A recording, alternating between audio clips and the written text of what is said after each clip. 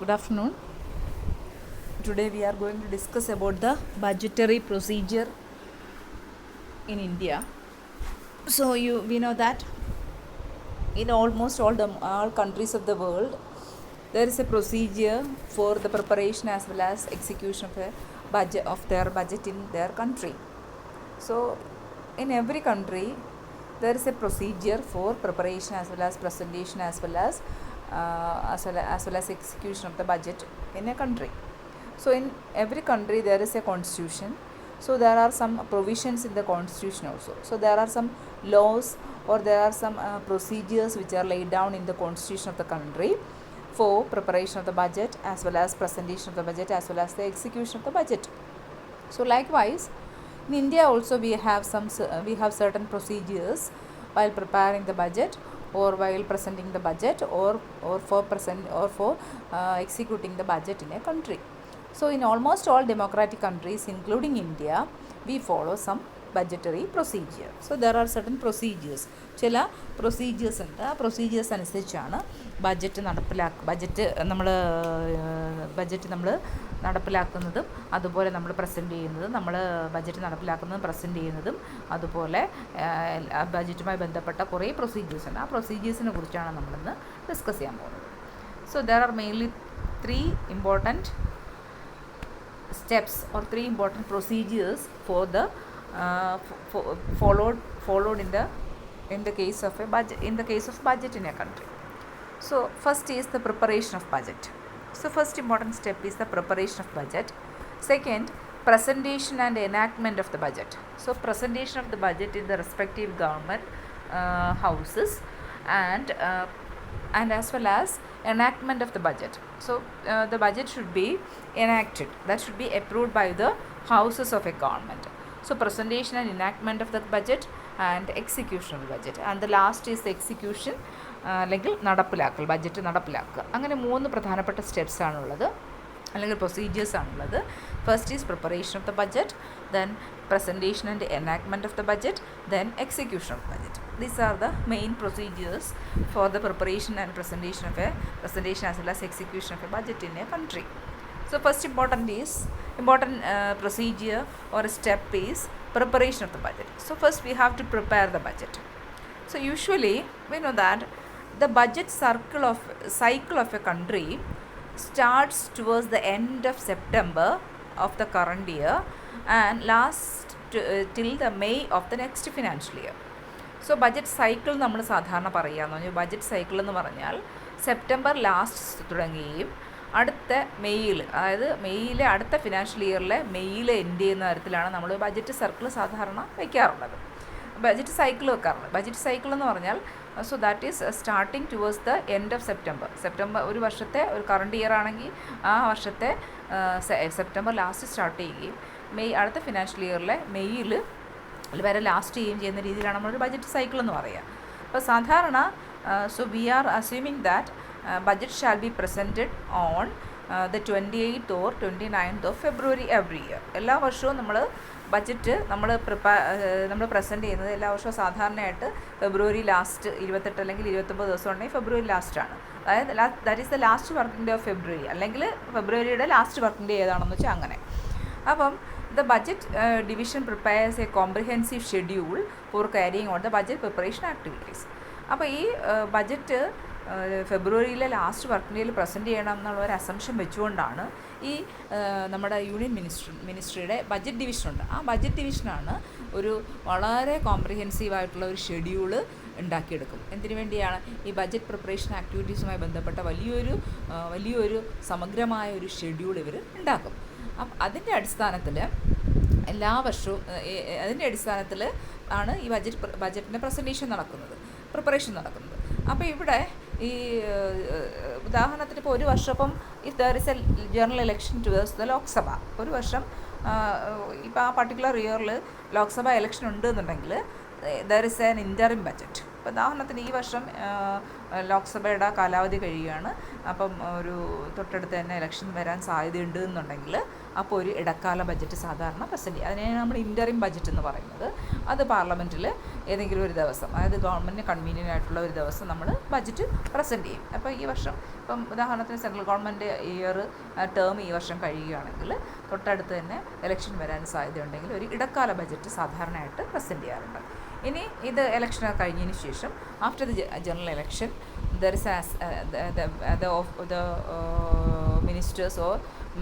ministers of office assume power. The new government is taken after the new government takes charge. What happens? The regular budget is presented in parliament. അതിനുശേഷം interim ബഡ്ജറ്റിന് ശേഷം ഒരു regular budget ഏതെങ്കിലും government സൗകര്യമുള്ള ഒരു ഡേറ്റിൽ, പുതിയ government സൗകര്യമുള്ള ഡേറ്റിൽ ഒരു regular budget present ചെയ്യും. അപ്പം സാധാരണ this budget schedule is always reviewed by the senior officers. So there are some senior officers. These senior officers always review the budget schedule. എപ്പോഴും അവർ ഈ അതിനിടയ്ക്ക് യാതൊരു സ്ലിപ്പേജസും ഇല്ലാതെ, യാതൊരു ലീക്കേജസും ഇല്ലാതെ കൃത്യമായിട്ട് ഈ ബഡ്ജറ്റ് ഷെഡ്യൂൾ നിരീക്ഷിച്ചുകൊണ്ട് ഈ സീനിയർ ഓഫീസേഴ്സ് ഉണ്ട്, ഈ ബഡ്ജറ്റ് ഡിവിഷനകത്തെ സീനിയർ ഓഫീസേഴ്സ് ഉണ്ട്. അവർ കൃത്യമായി ഈ ബഡ്ജറ്റ് ഷെഡ്യൂൾ കൃത്യമായി ഫോളോ ചെയ്യുന്ന കാര്യത്തിൽ വളരെയധികം ശ്രദ്ധിക്കാറുണ്ട്. അപ്പോൾ സാധാരണ ഈ ബഡ്ജറ്റ് ഷെഡ്യൂളിനകത്ത് കൃത്യമായി ഏതൊക്കെ ഡിവിഷൻസാണ്, മിനിസ്ട്രിയുടെ ഏതൊക്കെ ഓർഗനൈസേഷൻസാണ്, ഏതൊക്കെ ഡിപ്പാർട്ട്മെൻറ്റ്സ് ആണെന്നോ എന്നുള്ള കാര്യങ്ങളൊക്കെ കൃത്യമായിട്ട് അതിനകത്ത് പറയുന്നുണ്ട്. അപ്പോൾ ഈ ബഡ്ജറ്റ് സാധാരണ ഷെഡ്യൂളിനകത്ത് പറയും ഏത് ഡിവിഷനാണ് അല്ലെങ്കിൽ ഏത് മിനിസ്ട്രിയാണ് ഈ ഓരോ ടാസ്ക് ഏറ്റെടുക്കേണ്ടത്, ഓരോ ആക്ടിവിറ്റീസ് എടുക്കേണ്ടത്, ഓരോ സമയത്തിനുള്ളിൽ ഏത് മിനിസ്ട്രി അല്ലെങ്കിൽ ഏത് ഡിവിഷനാണ് കൃത്യമായിട്ട് ഇന്ന ടാസ്കുകൾ കൈകാര്യം ചെയ്യേണ്ടതെന്നും ആ ബഡ്ജറ്റ് ഷെഡ്യൂളിനകത്ത് പറയുന്നുണ്ടാവും. അപ്പോൾ ഒരു വർഷത്തെ ബഡ്ജറ്റ് എന്ന് പറഞ്ഞാൽ that budget is prepared by the budget division of the ministry of finance. അപ്പോൾ സാധാരണ ഇത് തയ്യാറാക്കുന്നത് മിനിസ്ട്രി ഓഫ് ഫിനാൻസിൻ്റെ ബഡ്ജറ്റ് ഡിവിഷൻ ഉണ്ട്. That budget division is the agency which is responsible for the preparation of the budget. So they are preparing this budget estimates on the basis of the detailed estimates of expenditure and receipts received from the various departments. So there are various departments for a government, or for a government there are various departments or ministries. So on the basis of the detailed estimates of expenditure as well as revenue which is received from different departments, the budget division prepares the budget estimates. അപ്പോൾ ഓരോ ഡിപ്പാർട്ട്മെൻറ്റിൽ നിന്നും കിട്ടുന്ന റവന്യൂവിനെയും എക്സ്പെൻഡിച്ചറിൻ്റെയും ഡീറ്റെയിൽസിൻ്റെ അടിസ്ഥാനത്തിലാണ് budget division എന്ത് prepare ചെയ്യുന്ന ഒരു budget prepare ചെയ്യുന്നത്. അപ്പോൾ ഈ എന്തൊക്കെ എസ്റ്റിമേറ്റിംഗ് അതോറിറ്റി ഉണ്ടോ, ഇപ്പോൾ ഉദാഹരണത്തിനൊരു മിനിസ്ട്രി ഉണ്ടെങ്കിൽ ആ മിനിസ്ട്രിയുടെ കീഴിൽ വരുന്ന ഏതൊക്കെ ഡിപ്പാർട്ട്മെൻ്റ് ഉണ്ടോ, ആ ഡിപ്പാർട്ട്മെൻറ്റ് സബോർഡിനേറ്റിംഗ് ഡിപ്പാർട്ട്മെൻ്റ് ഉണ്ടോ, ഈ ഡിപ്പാർട്ട്മെൻറ്റുകളെല്ലാം അവരുടെ റവന്യൂവും എക്സ്പെൻഡിച്ചറും ഡീറ്റെയിൽസും ആർക്ക് കൈമാറണം? ഈ ബഡ്ജറ്റ് ഡിവിഷനിലേക്ക് കൈമാറണം. ആ ബഡ്ജറ്റ് ഡിവിഷനാണ്, ഈ മിനിസ്ട്രി ഓഫ് ഫിനാൻസിൻ്റെ കീഴിലുള്ള ബഡ്ജറ്റ് ഡിവിഷനാണ് എന്ത് പ്രിപ്പയർ ചെയ്യുന്നത്? ഈ ബഡ്ജറ്റ് പ്രിപ്പയർ ചെയ്യുന്നത്. അപ്പോൾ അതിൽ കൃത്യമായിട്ട് ജനറൽ ഫിനാൻഷ്യൽ റൂൾസ് പറയുന്നുണ്ട്. എന്തൊക്കെയാണ് ഗൈഡ് ലൈൻസ്, എന്തൊക്കെ പ്രൊസീജിയറാണ് ബഡ്ജറ്റ് പ്രിപ്പറേഷൻ നടത്തുമ്പോൾ ചെയ്യേണ്ടത്, റവന്യൂ റെസീപ്റ്റ്സ് എസ്റ്റിമേറ്റ് എടുക്കുമ്പോൾ അല്ലെങ്കിൽ എക്സ്പെൻഡിച്ചറിൻ്റെ എസ്റ്റിമേറ്റ് എടുക്കുമ്പോൾ എന്തൊക്കെ പ്രൊസീജിയർ, എന്തൊക്കെ ഫോംസാണ് കൈകാര്യം ചെയ്യേണ്ടതെന്ന് കൃത്യമായി ജനറൽ ഫിനാൻഷ്യൽ റൂൾസിനകത്ത് പറയുന്നു. പൊതു ധനകാര്യ നിയമങ്ങളുണ്ട്. ആ ധനകാര്യ നിയമങ്ങളിൽ പറയുന്നുണ്ട് എന്തൊക്കെ ഗൈഡ് ലൈൻസ് ഉപയോഗിച്ച് വേണം, എന്തൊക്കെ ഫോംസ്, എന്തൊക്കെ പ്രൊസീജിയർ ഉപയോഗിച്ച് വേണം ഗവൺമെൻറ്റിൻ്റെ റവന്യൂവിനെ കുറിച്ച് എസ്റ്റിമേറ്റ്സ് എടുക്കാൻ, ഗവൺമെൻറ് എക്സ്പെൻഡിച്ചറിനെ കുറിച്ചൊക്കെ മിനിസ്ട്രീസ് എസ്റ്റിമേറ്റ് എടുക്കുമ്പോൾ എന്തൊക്കെ ഫോംസ് ഉപയോഗിച്ച് വേണം, എന്തൊക്കെ റൂൾസിൻ്റെ അടിസ്ഥാനത്തിൽ വേണം ചെയ്യേണ്ടതെന്ന് കൃത്യമായിട്ട് പറയുന്നുണ്ട്. അപ്പോൾ ഈ എക്സ്പെൻഡിച്ചറിൻ്റെയൊക്കെ കൃത്യമായ ഈ എസ്റ്റിമേറ്റ്സ് കൊടുക്കുന്നതെന്ന് പറയുന്നത് ക്യാപിറ്റൽ അക്കൗണ്ടിലും റവന്യൂ എക്സ്പെൻഡിച്ചറിനെ കുറിച്ച്, ക്യാപിറ്റൽ എക്സ്പെൻഡിച്ചറിനെ കുറിച്ച് കൃത്യമായ ഒരു ഇൻഫർമേഷൻ കൊടുക്കണം. എന്നാലേ എന്താണ് റവന്യൂ എക്സ്പെൻഡിച്ചർ എത്ര നീക്കി വെക്കണം, അല്ലെങ്കിൽ ക്യാപിറ്റൽ എക്സ്പെൻഡിച്ചർ എത്ര നീക്കി വെക്കണം, പ്ലാൻ എക്സ്പെൻഡിച്ചർ എത്ര നീക്കി വെക്കണം, നോൺ പ്ലാൻ എക്സ്പെൻഡിച്ചർ എത്ര നീക്കി വെക്കണം എന്നൊക്കെ കൃത്യമായിട്ട് എസ്റ്റിമേറ്റ് കാണിക്കാൻ പറ്റും. അപ്പോൾ ഈ പ്ലാൻ എക്സ്പെൻഡിച്ചറും നോൺ പ്ലാൻ എക്സ്പെൻഡിച്ചറും എന്ന് വെച്ചാൽ നമുക്കറിയാം പ്ലാനിംഗ് കമ്മീഷൻ്റെ നിർദ്ദേശം അനുസരിച്ചാണ് പ്ലാൻ എക്സ്പെൻഡിച്ചർ തീരുമാനിക്കുന്നത്. അപ്പോൾ ഈ പ്ലാനിംഗ് കമ്മീഷൻ കൊടുക്കുന്ന നിർദ്ദേശം അനുസരിച്ച്, പ്രപ്പോസൽ അനുസരിച്ച് പ്ലാൻ എക്സ്പെൻഡിച്ചർ തീരുമാനിക്കും, അതുപോലെ നോൺ പ്ലാൻ എക്സ്പെൻഡിച്ചർ തീരുമാനിക്കണം. അപ്പോൾ ഇതൊക്കെ തീരുമാനിക്കണമെങ്കിൽ കൃത്യമായിട്ട് ഒരു എക്സ്പെൻഡിച്ചർ ഡീറ്റെയിൽസ് ആർക്ക് എത്തിയിരിക്കണം? നമ്മുടെ ബഡ്ജറ്റ് ഡിവിഷനിൽ എത്തിയിരിക്കണം. അപ്പോൾ ഓരോ മിനിസ്ട്രീസും അവരുടെ ബഡ്ജറ്റ് എസ്റ്റിമേറ്റ്സ് റെസീപ്റ്റ്സും എക്സ്പെൻഡിച്ചറിനെ കുറിച്ചുള്ള കൃത്യമായ ഇൻഫർമേഷൻ പ്രിസ്ക്രൈബ്ഡ് ഫോമാറ്റിൽ ആർക്ക് കൊടുക്കണം? ബഡ്ജറ്റ് ഡിവിഷൻ കൊടുക്കണം. അപ്പോൾ ഈ എക്സ്പെൻഡിച്ചറിൻ്റെയൊക്കെ കൃത്യമായിട്ടുള്ള ഇൻഫർമേഷൻ കിട്ടിയതിന് ശേഷം തൊട്ടടുത്ത വർഷത്തേക്കുള്ള അവർക്ക് ഓരോ മിനിസ്ട്രിയുടെയും എക്സ്പെൻഡിച്ചറിനെ കുറിച്ചുള്ള കൃത്യമായ ഇൻഫർമേഷൻ തൊട്ടടുത്ത വർഷത്തേക്കുള്ള ഇൻഫർമേഷൻ അവർക്ക് കിട്ടണം. അപ്പം അത് ആ വർഷത്തെ അവർക്ക് ഇതിപ്പോൾ നടന്നുകൊണ്ടിരിക്കുന്ന വർഷം ഏതാണെന്ന് വെച്ചാൽ ആ വർഷത്തെ റിക്വയർമെൻറ്റ്സ് എന്തൊക്കെ വേണമെന്നുള്ളത് കിട്ടണം. അതുപോലെ തൊട്ട് മുന്നത്തെ വർഷത്തെ എത്ര എക്സ്പെൻഡിച്ചർ കിട്ടണം, ഈ വർഷം ഇനി ആക്ച്വലി എത്ര ഉണ്ടാവാൻ സാധ്യതയുണ്ട് എന്നുള്ളത് കിട്ടണം. അങ്ങനെ കുറേ കാര്യങ്ങൾ അവർക്ക് അറിയേണ്ടതുണ്ട്. അപ്പോൾ ഈ കൃത്യമായ വിവരങ്ങളൊക്കെ കിട്ടിയാലേ അവർക്ക് ഈ ഓരോ ബഡ്ജറ്റിലെയും ഓരോ ഡീറ്റെയിൽസ് പ്രിപ്പയർ ചെയ്യാനായിട്ട് പറ്റുള്ളൂ. അപ്പോൾ സാധാരണ ഓരോ ഡിപ്പാർട്ട്മെൻറ്റിനും ഓരോ മിനിസ്ട്രി ഉണ്ട്. അപ്പോൾ ഓരോ മിനിസ്ട്രി ഉണ്ട്, ആ മിനിസ്ട്രിക്ക് ഓരോ ഡിപ്പാർട്ട്മെൻറ്റുകളുണ്ടാവാം, മിനിസ്ട്രിയുടെ കീഴിലുള്ള ഡിപ്പാർട്ട്മെൻറ്റുകളുണ്ടാവാം. ആ മിനിസ്ട്രിയുടെ കീഴിലുള്ള ഡിപ്പാർട്ട്മെൻറ്റുകളുടെ ഹെഡ്സാണ് എന്ത് കൊടുക്കുന്നത്? അവർക്ക് they are supplied with some forms. അവർക്ക് ചില ഫോംസ് കൊടുക്കും. അതിൽ they have to prepare the estimates. ആ ഫോമിനകത്താണ് അവർ എന്ത് പ്രിപ്പയർ ചെയ്യേണ്ടത്? എസ്റ്റിമേറ്റ്സ് പ്രിപ്പയർ ചെയ്യേണ്ടത്. അപ്പോൾ എസ്റ്റിമേറ്റ്സ് പ്രിപ്പയർ ചെയ്യുന്ന പ്രധാനമായിട്ടും ആ പ്രിസ്ക്രൈബ്ഡ് ഫോമിൽ 4 പ്രധാനപ്പെട്ട കോളംസ് ഉണ്ടാവും. ഒന്നെന്ന് പറഞ്ഞാൽ actuals of the previous year, തൊട്ട് മുന്നത്തെ വർഷത്തെ കണക്കുകൾ എന്തൊക്കെ, എത്രയാണ് അതിൻ്റെ റവന്യൂ എക്സ്പെൻഡിച്ചർ എത്ര ഉണ്ടായിരുന്നെന്ന്. പിന്നെ sanctioned estimates for the current year, നിലവിലെ വർഷത്തിൽ എത്രയാണ് നമുക്ക് എസ്റ്റിമേറ്റ് ചെയ്തത്, സാങ്ഷൻഡ് എത്രയാണ് നമുക്ക് സാങ്ഷൻ ചെയ്ത എസ്റ്റിമേറ്റ്. പിന്നെ അടുത്തതെന്ന് വെച്ചാൽ revise estimates for the current year, ഈ കറണ്ട് ഇയറിൽ എത്രയാണ് നമുക്ക് എത്ര സാങ്ഷൻ ചെയ്തു, നമുക്ക് റിവൈസ് ചെയ്ത് അത്രയും സാങ്ഷൻ ചെയ്തതല്ല ആക്ച്വലി വരുന്നത് എത്രയാണെന്നുള്ളത്. പിന്നെ budget estimates for the next year, അടുത്ത വർഷത്തെ എസ്റ്റിമേറ്റ്സ് എത്രയാണ്, അടുത്ത വർഷത്തേക്ക് നമുക്ക് എത്രയാണ്. അപ്പോൾ ഉദാഹരണത്തിന് 2013-14 അല്ലെങ്കിൽ 2012-13 ഒരു ബഡ്ജറ്റ്, 12-13 ഉദ്ദേശിക്കുന്നത്. 12-13 ബഡ്ജറ്റ് എന്ന് പറഞ്ഞാൽ എന്തൊക്കെ അതിനകത്ത് വേണം? ആക്ച്വൽസ് ഓഫ് 2011-12, 2011-12 എത്ര ചിലവുണ്ടായിരുന്നു എന്നുള്ളത് വേണം. Budget estimates for 2012-13. ഇനി 2012-13 എന്ത് വേണം? ബഡ്ജറ്റ് എസ്റ്റിമേറ്റ്സ് വേണം. പിന്നെ അതുപോലെ തന്നെ 12-13 റിവൈസ്ഡ് എസ്റ്റിമേറ്റ്സ് വേണം. അതുപോലെ ബഡ്ജറ്റ് എസ്റ്റിമേറ്റ്സ് ഫോർ 2013-14, 2013-14 എന്ത് വേണ്ടി വരും? ബഡ്ജറ്റ് എസ്റ്റിമേറ്റ്സ് വരും. അപ്പോൾ അങ്ങനെ കൃത്യമായിട്ട് അടുത്ത വർഷത്തെ എസ്റ്റിമേറ്റ്സ് വേണം. അങ്ങനെ അതിൻ്റെ അടിസ്ഥാനത്തിലാണ് എന്ത് തീരുമാനിക്കുന്നത്? ഈ നമ്മുടെ ബഡ്ജറ്റ് പ്രിപ്പറേഷനകത്ത് കാര്യങ്ങൾ എൻട്രി ചെയ്യേണ്ടത്. അപ്പോൾ ഉദാഹരണത്തിന് 2013-14 ബഡ്ജറ്റ് എന്ന് പറയണം. മുമ്പെന്ന് പറയുന്നത് 12-13 ആണ്. 13-14, 12-13. 12-13 എന്ന് പറയുമ്പോൾ ആക്ച്വൽസ് ഓഫ് 11-12, 11-12 ആക്ച്വൽ കണക്കുകൾ വേണം. പിന്നെ 12-13 ബഡ്ജറ്റ് നമ്മൾ എസ്റ്റിമേറ്റ് ചെയ്ത് എത്ര കണക്ക്, എത്രയാണ് എക്സ്പെൻഡിച്ചർ റവന്യൂ നമ്മൾ എസ്റ്റിമേറ്റ് ചെയ്തതെന്ന് വേണം. പിന്നെ റിവൈസ് ചെയ്ത എസ്റ്റിമേറ്റ്, അത്ര ആയിരിക്കത്തില്ല ആക്ച്വലി ഉണ്ടായത്, അതിനുശേഷം ആക്ച്വലി ഉണ്ടായ റിവൈസ് ചെയ്ത എസ്റ്റിമേറ്റ്സ് എത്രയാണ് 2012-13 ഉണ്ടായെന്ന് നോക്കണം. പിന്നെ തൊട്ടടുത്ത വർഷം, അതായത് 13-14 എത്രയാണ് ഉണ്ടാകാൻ പോകുന്നത്. ഇത്രയും കാര്യങ്ങൾ വേണം നമുക്ക് ഒരു ബഡ്ജറ്റ് എസ്റ്റിമേറ്റ് തയ്യാറാക്കുമ്പോൾ ചെയ്യേണ്ടത്. അപ്പോൾ ഈ estimates these are prepared in the prescribed form. ഇങ്ങനെ കൃത്യമായൊരു ഫോം ഉണ്ടാവും. ആ ഫോമിൽ പ്രിസ്ക്രൈബ്ഡ് മാനറിൽ അത് ഫോം റെഡിയാക്കണം. അതിൽ ആ എസ്റ്റിമേറ്റ്സ് സൂക്ഷിച്ചതിന് ശേഷം, റെഡിയാക്കിയതിന് ശേഷം these estimates are consolidated by the heads of each department. എന്നിട്ട് ഓരോ ഡിപ്പാർട്ട്മെൻറ്റ് ഹെഡുകളും ഈ ഇവർക്ക് കിട്ടുന്ന എല്ലാ എസ്റ്റിമേറ്റുകളും ഒന്നിച്ച് ക്രോഡീകരിക്കും. എന്നിട്ട് these estimates are then consolidated by ministries. എന്നിട്ടിത് മിനിസ്ട്രിക്ക് അയച്ചു കൊടുക്കുക. അവരുടെ ഓരോ ഡിപ്പാർട്ട്മെൻറ്റെയും മിനിസ്ട്രി ഏതാണെന്ന് വെച്ചാൽ ആ മിനിസ്ട്രി, ഉദാഹരണത്തിന് ഇപ്പം ഉദാഹരണത്തിന് എന്ന് പറയുന്നത് എഡ്യൂക്കേഷൻ മിനിസ്ട്രിയാണ്. അപ്പോൾ അതിൻ്റെ കീഴിലുള്ള ഡിപ്പാർട്ട്മെൻറ്റ്സ് എല്ലാം കൂടെ ചേർന്നിട്ട് അത് കൺസോളേറ്റ് ചെയ്ത് എഡ്യൂക്കേഷൻ മിനിസ്ട്രിക്ക് അയച്ചു കൊടുക്കും. അവരവിടുന്ന് നേരെ ഫിനാൻസ് മിനിസ്ട്രിക്ക് സ്ക്രൂട്ടണിക്ക് അയച്ചു കൊടുക്കും. അങ്ങനെയാണ് ചെയ്യുന്നത്. അപ്പോൾ ഓരോ ഡിപ്പാർട്ട്മെൻറ്റിൻ്റെ കീഴിലുള്ള ഹെഡ്സ് ഓഫ് ഡിപ്പാർട്ട്മെൻറ്റ്സ് അവരുടെ കീഴിലുള്ള ബഡ്ജറ്റ് എസ്റ്റിമേറ്റ്സ് ക്രോഡീകരിച്ച് അത് അവരുടെ മിനിസ്ട്രിക്ക് അയച്ചു കൊടുക്കും. മിനിസ്ട്രിയിൽ നിന്ന് നേരെ ഫിനാൻസ് മിനിസ്ട്രിക്ക് അയച്ചു കൊടുക്കും. അങ്ങനെയാണ് ഈ ഫിനാൻസ് മിനിസ്ട്രി ഈ ബഡ്ജറ്റ് എസ്റ്റിമേറ്റ്സ് ഒക്കെ എന്ത് ചെയ്യും? കൺസോളിഡേറ്റ് ചെയ്തതിന് ശേഷം they prepare the budget for presenting before the parliament. So എന്നിട്ട് ഇവർ ഫിനാൻസ് മിനിസ്ട്രിയുടെ ബഡ്ജറ്റ് ഡിവിഷൻ ഈ കൺസോളിഡേറ്റഡ് റിപ്പോർട്ട് കളക്ട് ചെയ്തതിന് ശേഷം they prepare the budget and they will send this for presenting before the parliament. എന്നിട്ട് ഇത് പ്രിപ്പയർ ചെയ്തിട്ട് ആർക്ക് കൊടുക്കും? പാർലമെൻറ്റിൽ പ്രസൻറ്റ് ചെയ്യാനായിട്ട് കൊടുക്കും. അങ്ങനെയാണ് അതിൻ്റെ പ്രിപ്പറേഷൻ എന്ന് പറയുന്നത്.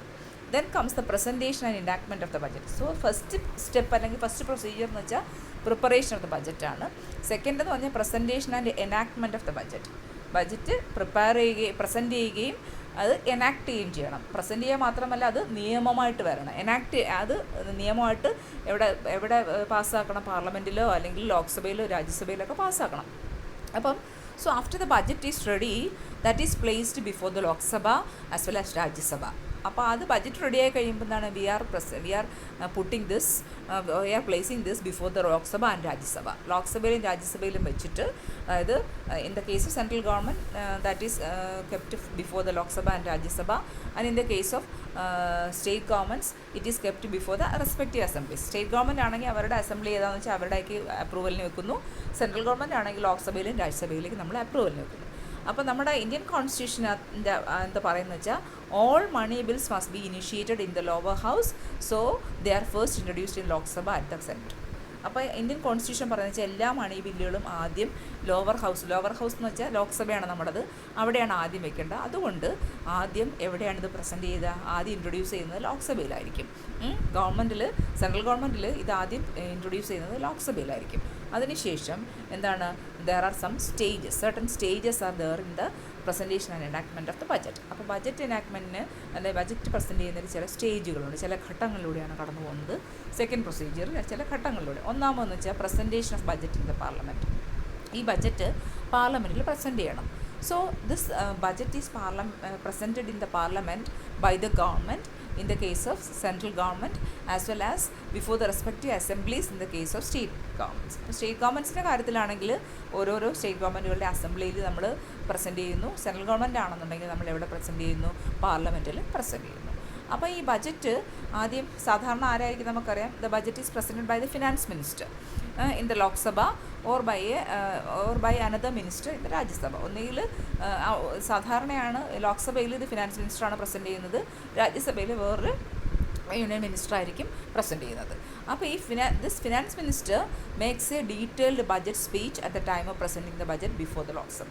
അപ്പോൾ ഈ ലോക്സഭയിൽ ഇത് പ്രസൻറ്റ് ചെയ്യുന്നതിന് തൊട്ട് മുന്നേ തന്നെ ഇദ്ദേഹം ഫിനാൻസ് മിനിസ്റ്റർ ഒരു ബജറ്റ് സ്പീച്ച് ചെയ്യാറുണ്ട്. ആ ബജറ്റ് സ്പീച്ച് ചെയ്തതിന് ശേഷമാണ് അദ്ദേഹം ബജറ്റ് പ്രസംഗം നടത്തിയതിന് ശേഷമാണ് അദ്ദേഹം എന്ത് ചെയ്യുന്നത്? ഈ ബജറ്റ് പ്രസൻറ്റ് ചെയ്യാറുള്ളത്. ദെൻ കംസ്, അപ്പോൾ after presentation of the budget there comes general discussion.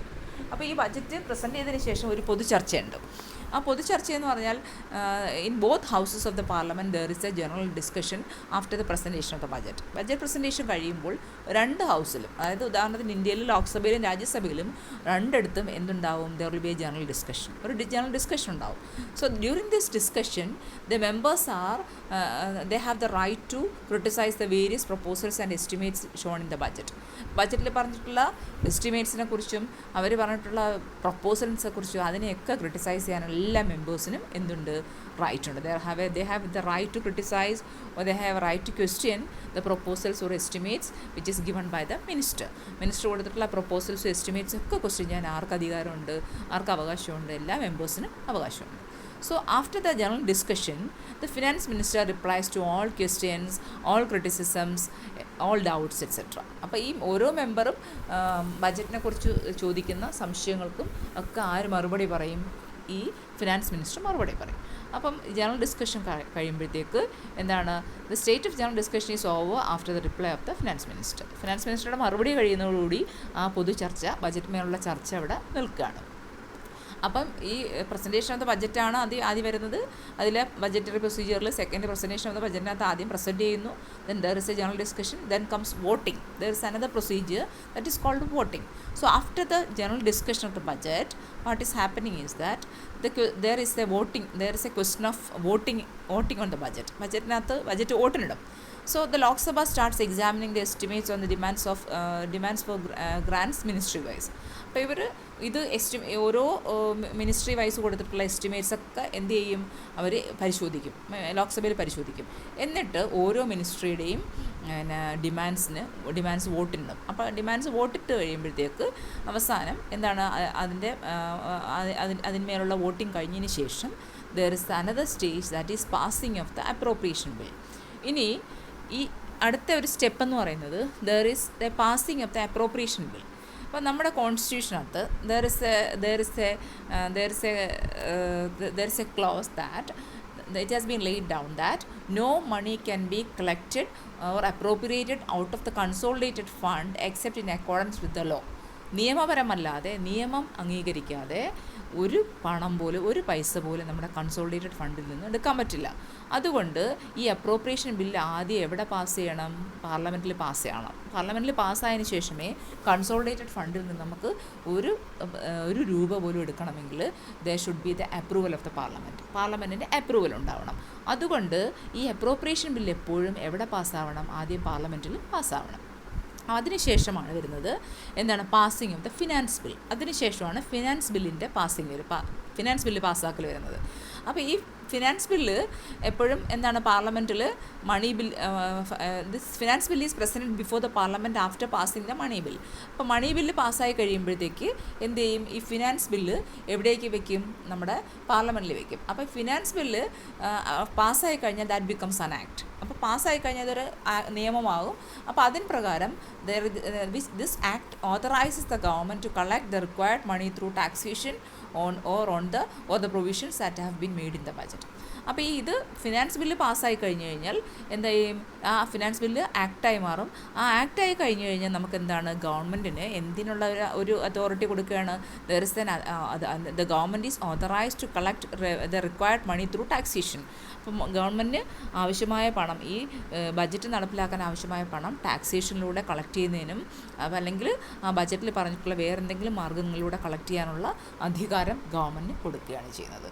ഈ ഫിനാൻസ് ബില്ല് പാസ്സായി കഴിഞ്ഞാൽ അത് ആക്റ്റായി കഴിഞ്ഞാൽ government has the right to collect revenue from taxation or any other way proposed in the ബഡ്ജറ്റിൽ പറഞ്ഞിട്ടുള്ള ഏതെങ്കിലും മാർഗ്ഗത്തിലൂടെയും അല്ലെങ്കിൽ ടാക്സേഷനിലൂടെയും ടാക്സ് കളക്ട് ചെയ്യാനുള്ള അധികാരം ആർക്ക് കിട്ടുകയാണ്? ഗവൺമെൻറ്റിന് കിട്ടുകയാണ്. അപ്പം ഇതിന് ശേഷം എന്താ സംഭവിക്കുക? This budget is passed in the Parliament, that is passed in the Lok Sabha, and this finance bill is so when this budget is passed, when this appropriation bill is passed and finance bill are passed by the Lok Sabha, after the budget is passed in the Lok Sabha, അപ്പോൾ ഈ appropriation ബില്ലും finance ബില്ലും ലോക് സഭയിൽ പാസ്സായി കഴിഞ്ഞാൽ budget പാസ്സായി നമുക്ക് പറയാം. അപ്പോൾ ഈ അപ്രോപ്രിയേഷൻ ബില്ലും, അതായത് പണം കൺസോളിഡേറ്റഡ് ഫണ്ടിൽ നിന്ന് പണം എടുക്കാനുള്ള അധികാരം കൊടുക്കുകയാണ്, ഫിനാൻസ് ബില്ലും പാസ്സാക്കുകയാണ്. അത് രണ്ടും കഴിഞ്ഞ് കഴിഞ്ഞാൽ ബഡ്ജറ്റ് പാസ്സായി എന്ന് പറയാം. So after the budget is passed in the Lok Sabha, it is send to the Rajya Sabha. ആദ്യം ഈ ബഡ്ജറ്റ് ലോക്സഭയിൽ പാസ്സായി കഴിഞ്ഞാൽ എന്ത് ചെയ്യും? This is send to the രാജ്യസഭയിലേക്ക് അയക്കും.